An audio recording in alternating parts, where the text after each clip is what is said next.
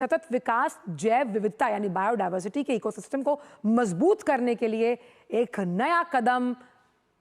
पर्यावरण की सुरक्षा, संरक्षता को सुनिश्चित करने के लिए लिया गया, जहां आज एक पेड़ मां के नाम का दूसरा संस्करण 2.0, जहां एक पेड़ मां के नाम लगाया जाएगा, ये दूसरा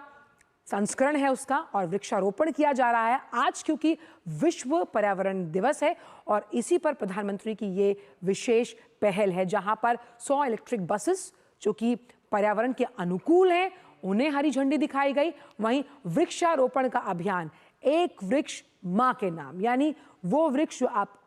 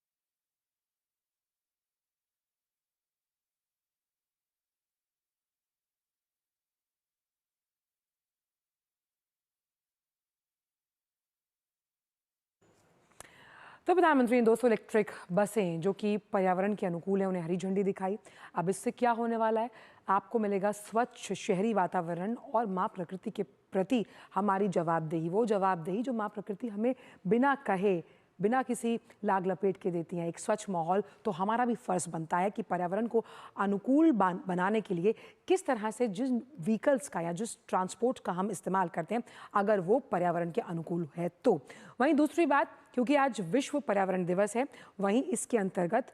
एक पेड़ माँ के नाम जो वृक्षारोपण किया गया अरावली ग्रीन वॉल्स परियोजना का यह हिस्सा है 2.0, जहां प्रधानमंत्री ने एक पेड़ लगाकर ये बताने की कोशिश वो पहले भी कर चुके हैं और मन की बात की संस्करण में भी कहा गया था कि किस तरह से एक पेड़ लगाइए अपनी माँ के नाम, जो कहीं ना कहीं आपकी आने वाली पीढ़ियाँ, आपकी आने वाली पुश्तों को ठंडी छाया देगा। और ये पर्यावरण के तरफ हमारा जो एक जन भागीदारी की पहल है, जिससे प्रधानमंत्री ने साफ तौर पर कहा कि सतत विकास के लिए बेहद ज़रूरी है, वो सतत विकास जिसके लिए जब भी हम बात करते हैं तमाम देशों के लिहाज से भारत अग्रणी भूमिका निभाता है कि कैसे जिस लाइफ यानी ग्रीन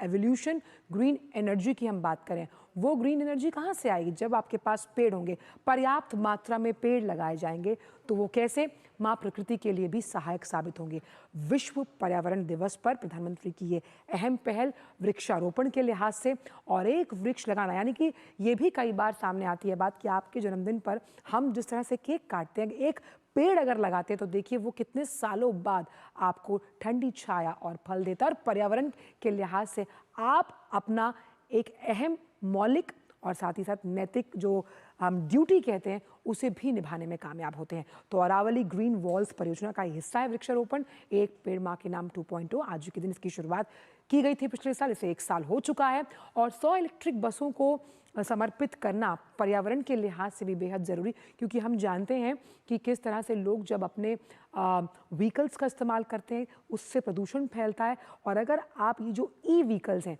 इनका इस्तेमाल करते हैं तो आप पर्यावरण जो है यानी कि माँ प्रकृति है वो आपको धन्यवाद देती हैं। तो शुद्ध हवा का एक हम मान सकते हैं मानक तय करने के लिहाज से इन 100 इलेक्ट्रिक बसेस को हरी झंडी दिखाई है, क्योंकि शुद्ध हवा पर सभी का अधिकार है। और ख़ासतौर पर दिल्ली की अगर बात की जाए तो AQI लेवल्स को लेकर दिल्ली काफ़ी परेशान रही है प्रदूषण के लिहाज से। और हमने अभी खबरों में भी देखा था कि प्रदूषण से निपटने के लिए ऑड इवन को छोड़कर कैसे से तकनीक के लिहाज से इस तरह के अनेक हरित पहलों के हिसाब से हमें कम करना है, क्योंकि ये दूरगामी परिणाम देंगी, दूरगामी सकारात्मक परिणाम हमें मिलेंगे। और विश्व पर्यावरण के इस दिवस पर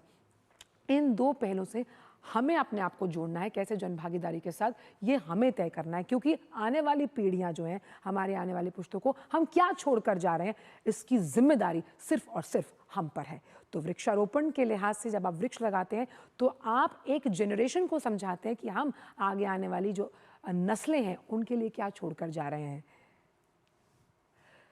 तो अरावली श्रृंखला जो है, अब उसमें और जब पेड़ लगाए जाएंगे, यानी कि अरावली श्रृंखला जो है जो वनों से जुड़ी है, आप पेड़ों की मात्रा अगर उसमें बढ़ाते हैं तो वो एक पूरी माला तैयार होती है। और ये माला क्यों ज़रूरी है? हम बात कर रहे हैं इकोसिस्टम की। प्रकृति का अपना इकोसिस्टम होता है, एक साइकिल होती है चेक्स एंड बैलेंसेस की। वो क्यों ज़रूरी है? बायोडाइवर्सिटी के लिए, फ्लोरा एंड फौना। ये कुछ टर्म्स हैं साइंटिफिक, और बहुत आसान शब्दों में अगर इसे समझें कि जब हम प्रकृति के बैलेंस से कोई छेड़छाड़ ना करें, बल्कि उस बैलेंस को मेंटेन करने के लिए हर रोज़, हर क्षण या हर बार कोई नया एक एडिशन करें। और वो एडिशन कैसे होगा? पेड़ लगाने से, पर्यावरण से अनुकूल उन तमाम पहलों को सपोर्ट करने से। यानी कम से कम जब हम पानी का इस्तेमाल करते हैं, हम तमाम उस तरह के व्हीकल्स का इस्तेमाल करें जिनसे प्रदूषण कम हो। कार्बन उत्सर्जन को 2030 तक 0 तक लाने की सरकार की जो प्रतिबद्धता है हमने देखा, इसलिए ई ड्रीव व्हीकल पॉलिसी भी आई है। हम देख रहे हैं कि कैसे जो इलेक्ट्रिकल व्हीकल्स हैं उनकी मार्केट अपने आप में फैलती जा रही है। यानी कि ऑटो सेक्टर की अगर बात की जाए, क्योंकि लगातार ये एक दोषारोपण जो है वो ऑटो सेक्टर पर सबसे ज़्यादा होता है। और ख़ास तौर पर पब्लिक ट्रांसपोर्ट अगर सब पर्यावरण के अनुकूल हो जाएंगे तो आप समझिए इसका इस्तेमाल अगर आम जनता करती है, चाहे मेट्रो की बात करें, तमाम इन इलेक्ट्रिक बसेस की बात करें जिसमें आम जनता सफ़र करती है, तो आप समझिए कि आप माँ प्रकृति पर कितनी बड़ी हम उनके लिए देन होगी कि हम उनसे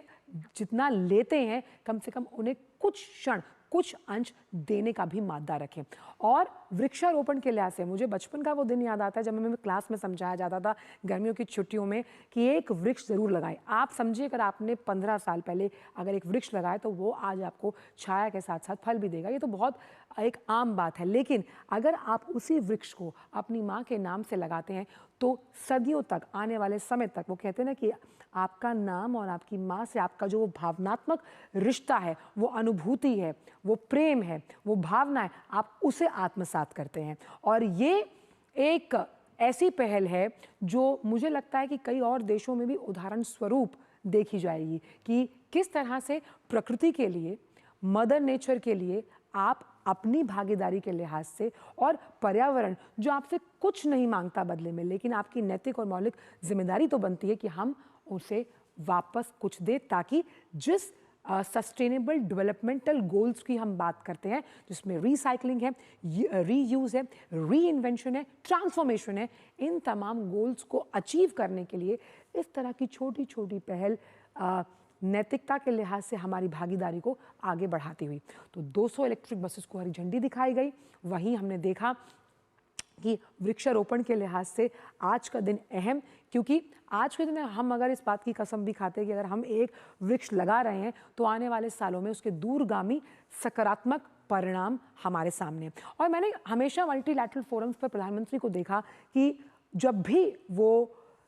जो डेवलप्ड नेशंस यानी कि विकसित और विकासशील देशों के बारे में बात करते हैं, तो एक जो डायकोटमी है, एक बाइफर्केशन जो है, यानी एक संज्ञा जो उन दोनों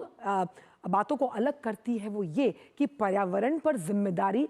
विकसित देशों की बहुत ज़्यादा है, और कैसे भारत एक सॉल्यूशन प्रोवाइडर और फैसिलिटेटर के तौर पर काम करके इस तरह की जो पहल है, प्रधानमंत्री ने इसी वृक्षारोपण की पहल के अंतर्गत बरगद का पौधा लगाया। और ये पौधारोपण, ये जो वृक्षारोपण है, वो ये बता रहा है कि अगर प्रधानमंत्री वृक्षारोपण कर रहे हैं तो ये एक क्लियर कट मैसेज है यूथ के लिए, हमारे लिए, हम सबके लिए, कि हम भी अपनी जीवन शैली में इसे अपनाएं। अब वापस मैं उसी बात पर आती हूँ जहाँ मैंने आपसे कहा कि भारत सॉल्यूशन प्रोवाइडर है, फैसिलिटेटर है, क्योंकि आज विकसित देश जो हैं वो जूझ रहे हैं, पूरा जो विश्व है वो ग्लोबल वार्मिंग की समस्या से जूझ रहा है। हम देख रहे हैं कि जिस मौसम में बारिश नहीं होनी चाहिए वो वक्त से पहले आ रही है, कुछ वक्त के बाद हो रहा है। ये सब साइकिल बिगड़ने का जो लिहाज है वो कहीं ना कहीं जैसा माँ प्रकृति के साथ हमारा व्यवहार है, उस व्यवहारिक आचरण को हमें हरित बनाना है, और हरित बनाते हुए हमें आगे लेकर जाना है। और इसका जिक्र प्रधानमंत्री कई मल्टीलैटरल फोरम्स पर कर चुके हैं। यानी कि जो कई कंपनीज हैं, बड़ी बड़ी, जो हम जब उद्योग जगत की बात करते हैं, उनसे भी कॉरपोरेट सस्टेनेबल जो उनका रेलेवेंस है, यानी CSR के जरिए उनसे कहा जाता है, यानी कि जिस कंपनी का 100% अगर लाभ है तो उसका 2 से 3% वो किसे दें, वो पर्यावरण को दें। यानी अपनी किसी पहल से अगर वो पर्यावरण में एक छोटा सकारात्मक बदलाव ला सकते हैं, और यही बदलाव हमें अपने बच्चों को, आने वाली पीढ़ी को भी सिखाना है, ताकि वो समझें। क्योंकि कई ऐसे फॉसिल फ्यूल्स हैं जो आने वाले समय के साथ लुप्त हो जाएंगे, जिस तरह से हम उसको इस्तेमाल करते हैं। क्योंकि जनसंख्या के लिहाज से अगर खपत ज़्यादा है तो हम उस खपत को ज़्यादा कर रहे हैं, तो आगे इस पूरी साइकिल में क्या जोड़ रहे हैं वो बेहद अहम है। तो दिल्ली सरकार की सतत परिवहन पहल, यानी सस्टेनेबल मतलब स्थायी, जो माँ प्रकृति को कुछ दे रही है। और इसीलिए प्रदूषण के लिहाज से जब हम वो AQI लेवल्स आपको दिखाते हैं तो वो कितने डरावने लगते हैं, क्योंकि जिस हवा में हम सांस लेते हैं, तो उस हवा में अगर हम सांस ले रहे हैं, हमने उस हवा को स्वच्छ बनाने के लिए अपनी तरफ से क्या किया, तो हम कहेंगे हमने अपनी तरफ से ये किया कि हमने एक पेड़ लगाया। यानी समुद्र के अंदर अगर हम बूंद बूंद करके भी पानी डाल रहे हैं तो कहीं ना कहीं आप दूरगामी सकारात्मक पहल के साथ आगे बढ़ते हैं। तो एक पेड़ माँ के नाम, ये जो पहल है उसके अंतर्गत ये वृक्षारोपण जो है वो आज किया गया। वृक्षारोपण अरावली ग्रीन वॉल परियोजना का एक अहम हिस्सा है। अरावली ग्रीन वॉल परियोजना, जब आप कभी मेहरौली की तरफ जाएंगे तो आप देखेंगे कि बहुत हरे हरे पहाड़, जहाँ पर एक पूरी श्रृंखलाबद्ध पेड़ों की कतार है, वहाँ उसी के अंतर्गत इस वृक्षारोपण को और इस एक पेड़ माँ के नाम योजना के अंतर्गत लगाया गया, ताकि एक ऐसा बफर क्रिएट हो पाए, एक बफर क्रिएट हो पाए पेड़ों का। सोचिए, हम जिस तरह से सांस लेते हैं, हम इनहेल करते हैं ऑक्सीजन और छोड़ते हैं कार्बन डाइऑक्साइड, और ये पेड़ कहीं ना कहीं आपको स्वच्छ हवा देते हैं, और ये स्वच्छ हवा हमारे साथ आने वाली पीढ़ियों का भी अधिकार है। तो इस वृक्षारोपण अभियान से जुड़िए, क्योंकि स्वच्छ शहरी गतिशीलता को जिस तरह से बढ़ावा देने के लिए इन बसों को हरी झंडी दिखाई गई है, वहीं हरित गतिशीलता को आने वाले समय के लिए आगे बढ़ाने के लिए ये वृक्षारोपण और ये मुहिम भी बेहद ज़रूरी है।